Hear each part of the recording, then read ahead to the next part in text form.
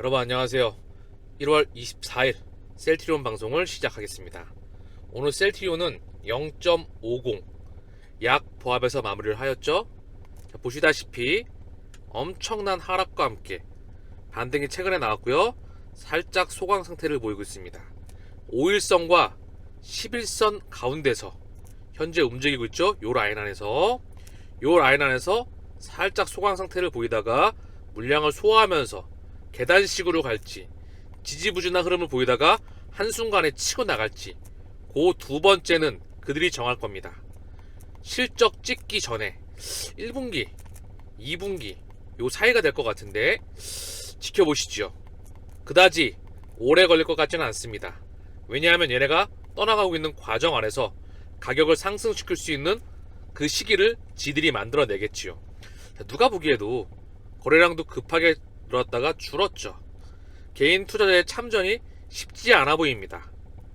그러나 그렇게 투심 형성을 만들어 놓고 지들은 이제 물량을 다시 또 모아가면서 빠져나갈 궁리를 하고 있겠지요. 가격을 끌어올릴 겁니다. 1분기 안에 진행될 수도 있을 것 같은데요. 1월달이니까 2월, 3월 실적이 찍힐 겁니다. 중간에. 그리고 이제 4, 5, 6, 2분기죠. 올해 3조 5천억 원에서 4조 사이를 찍으려고 한다면 1분기, 2분기, 3분기, 4분기 다 실적이 개선돼야 되겠지요. 그래서 수급 들어오는 거는 체킹하면서 같이 한번 지켜보시죠. 일단 거래량이 오늘 30만 주, 29만 6천 주죠. 그다지 소강 상태예요. 별 변화는 없었다. 오늘 셀트리온의 이슈를 좀 보면은요. 셀트리온이 신약 파이프라인 속도를 낸다. 중국 ADC 특화 기업 우시 XDC와 MOU를 체결하였다. 이 우시 XDC는요. 먼저 간단하게 먼저 보시죠. 먼저 우시 XDC는요. 우시 바이오루스와 우시 STA가 합작해 설립한 회사입니다. ADC 및 바이오 접합체 중심의 위탁 연구개발 생산 서비스를 제공하고 있습니다. 그래서 얘네 업체와 셀트리온이 함께 지난해 12월 우시와 자체 개발 중인 ADC 신약 파이프라인의 링커 페리오드 합성 공정 개발을 위한 CDMO 계약을 체결을 하고 제품을 개발 중이다. ADC 파이프라인 2개 품목을 우선 개발하는 신약 개발 프로젝트로 우시는 링커 페리오드 합성 공정 개발부터 임상 일상용 cGMP ADC 물질 생산을 담당할 예정이다. 자, 그러면서 셀트리온은 우시와의 협업을 통해서 복수의 ADC 신약 파이프라인 개발에 속도를 낼 계획이다. 이미 오래전부터 신약 ADC에 대해서 차세대 항암제죠. 아주 오래되었습니다. 여기에 익수다, 셀트리온의 회사라고 봐도 거의 무방하겠죠. 익수다, 그리고 레고캠, 얘가 또 다른 회사에 넘어갔지만 얘네 신약 물질을 가서 얘가 사왔죠. 피노바이오, 그리고 셀트리온, 여기에 우시, 요렇게 해서 제품의 속도 개발을 내고 있는 겁니다. 차세대 항암제로서 셀트리온이 많은 투자가 집행되고 있는 것이죠. 올해 결과물을 어느 정도 볼 수 있을 것으로 기대를 하고 있습니다. 일단 신약으로서 진펜트라가 선봉에 서서 블록버스터로서 엄청난 매출을 일으킬 겁니다. 진짜 조단위의 캐시카우를 올해 눈으로 확인할 거고요. 미국과 유럽에서 3조를 넘어서 7조까지, 또 큰 그림에서 10조까지도 바라볼 수 있는 세계적인 블록버스터의 탄생, 그 숫자를 찍어내는, 미국에서 진펜트라로 찍어낼 수 있는 첫 해가 될 것 같습니다. 그래서 바이오시밀러 출시 개발 가속 페달을 밟고요. 8년 내 8년 5종, 3년 6종. 자, 그래서 올해부터 3년간 6개 품목에 대해서 미국 출시를 전망한다. 지난해 미국 진출 품목이 5개에서 11개로 확대가 된다. 통합 셀트리온 사업 원년 및 신약 개발 도약의 핵심 동력으로 작용할 전망이다. 초기 대비 고무적인 품목 증가 속도이다. 그래서 하나부터 당장 2024년 7월, 이제 내년이 10월이면 10개, 2026년이면 11개 계속해서 성장을 해나가고 있다는 거죠. 사실 제가 이 말씀을 자주 드리잖아요. 이 셀트리온의 월봉 좀 볼게요. 여기 돌파는요 예정돼 있어요. 그럼 언제냐? 시기가 중요하잖아요. 저는 이거를 올해 찍을 거라고 봐요. 3조 5천억 원에서 4조를 찍는다면 올해 요때 늦어도 올해 안에 요거 돌파하는 것을 보지 않을까 생각이 듭니다. 올 한해 증시 폭락이 오지 않는 이상 전세계 증시 버블이 올 것 같거든요. 국내 증시도 바닥을 박박 기고 보시면 세계 증시 대비해서 대한민국 주식의 업종 지수를 보게 되면은요. 자, 코스피를 좀 보면은요. 엄청 기고 있죠? 자, 코스피를 좀 볼게요. 왜 안 나오지? 죄송합니다. 자, 코스피를 좀 보면은요. 그쵸? 너무 기고 있어요. 일봉으로 좀 볼게요. 세계 증시 대비해서 너무나 상승폭이 제한적입니다. 쌍바닥을 거의 찍고 우상향을 그리다가 빠그러지고 올라갔다가 빠그러지고, 이때는 대내외적인 리스크가 있었죠. 명분으로 지정학적 리스크, 그리고 미중 패권 정쟁에서 가운데 낑겨 있다. 기타 대한민국 증시의 일부러 지배구조이나 또는 디스카운트 여러 가지 이슈가 많았지만 코스피가 상당히 부진합니다. 공매도 금지 기간에도 불구하고요. 사실 놀이터죠. 윗방향이건 아랫방향이건 지지부진한 구간이건 늘 가지고 놀아왔습니다. 또 해외 시장 입장에서 보면은요, 대한민국 증시는 현금 인출기예요. 자, 그렇다고 한다면 얘만 여기 있을 필요는 없을 것 같아요. 아마 시간이 좀 흐르면 어느 정도 키 맞추기는 진행될 것 같습니다. 돌파는 어렵더라도 천천히 어느 정도는 요 3천 구간, 요 근방까지는 꺾이는 것보다는 갈 확률이 높겠죠. 혼자 세계 증시와 특히 G20 얘네와 미국, 유럽, 일본이죠. 얘네와 아예 동떨어져서 가진 않을 것 같아요. 어쨌든 중요한 건 대한민국 증시가 좀 상승을 해야 그 기반 안에서 반도체와 제약바이오로 올 확률이 높겠지요. 물론 지난 2년간 2차 전지는 엄청난 랠리를 보여왔습니다. 대한민국 증시가 이렇게 박스권에 있을 때도 불구하고 걔는 유동성을 뽑아왔죠. 어쨌든 첫 번째로는 무너지지 않는 기반 아래서 셀트리온 쪽으로 수급이 들어오는 걸 우리는 차분히 기다려야만 합니다. 답이 그거밖에 있겠습니까?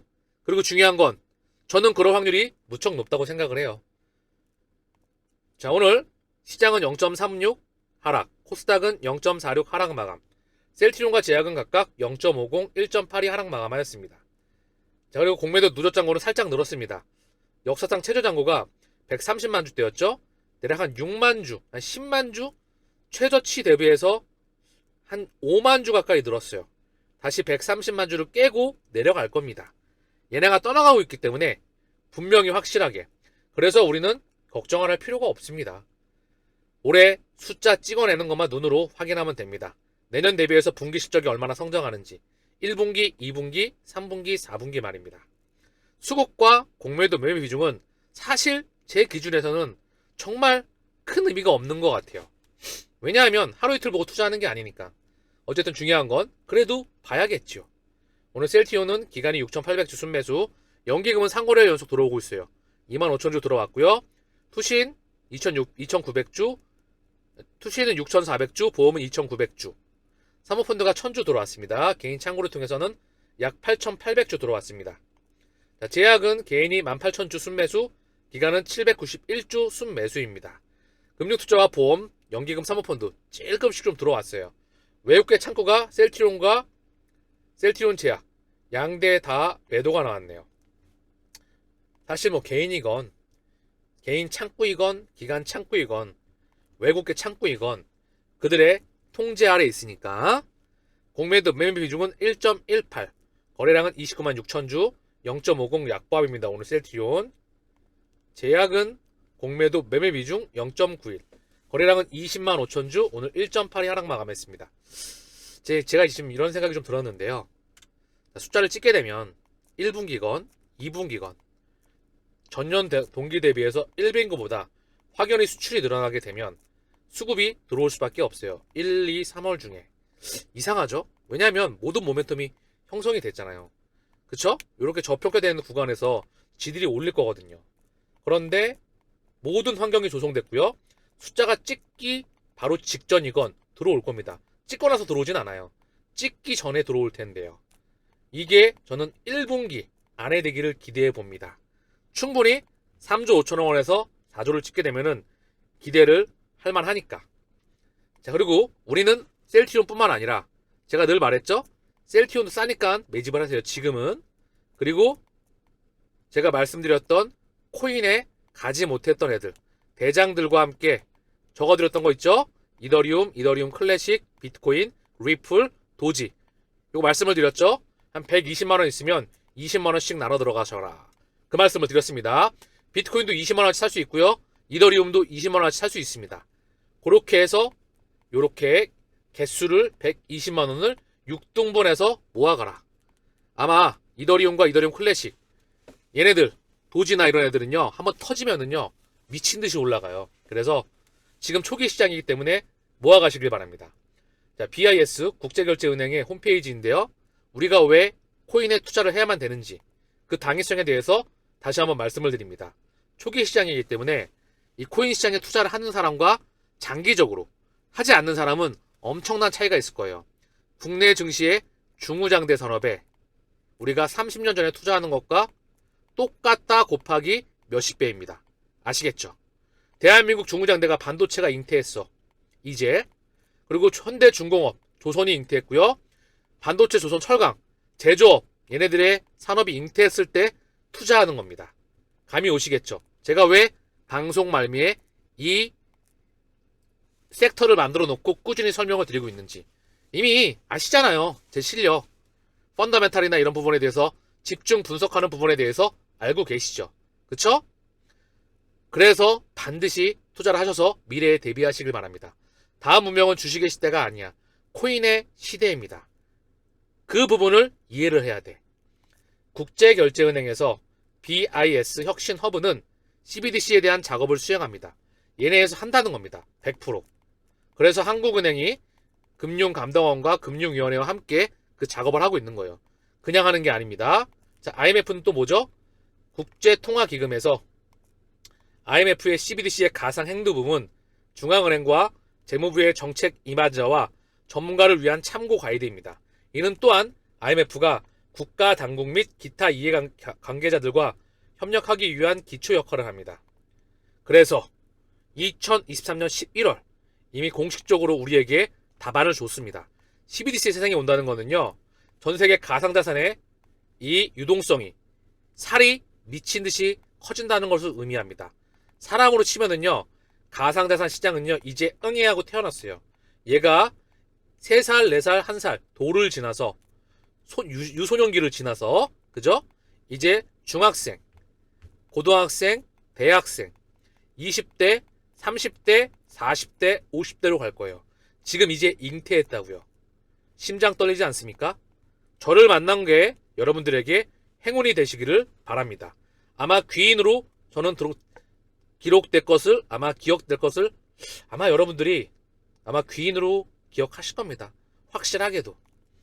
자, 월드뱅크에서도 CBDC와 금융 포용, 패러다임의 변화, 답안을 지금 주고 있습니다.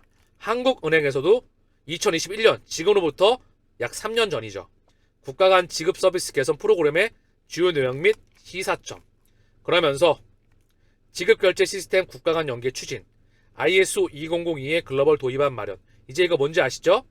그러면서 중앙은행 상호 유동성 공급 협약 추진. 이게 CBDC입니다. 상호 운용성. 이거를 제가 추후에 멤버십에서 자세히 설명을 드릴 겁니다. CBDC 설계 시에 국가 간 지급 서비스 개선 측면을 고려한다. 자, 이 정도면은, 자, 한국은행, 대한민국의 중앙은행, 통화정책을 관장하는 곳입니다. 대한민국의 원화를 발행을 하고요.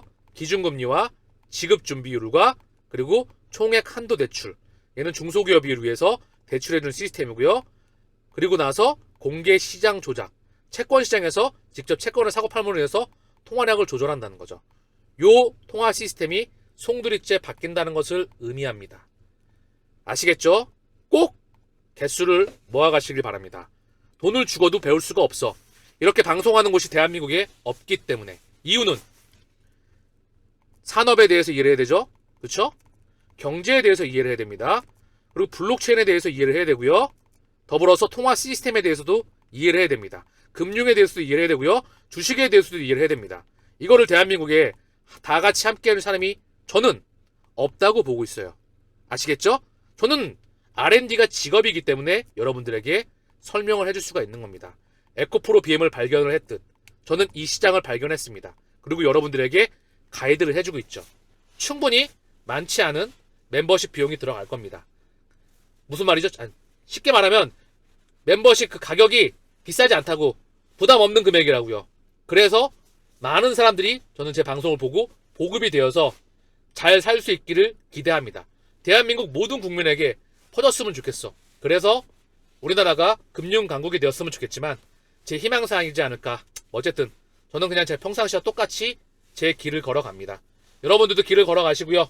앞으로 여러분들이 부자가 됨에 가는 데 있어서 저는 많은 브릿지, 다리 역할을 하지 않을까 그런 생각을 합니다. 셀티오는 그냥 걱정할 필요 없어. 가시면 돼요. 아시겠죠?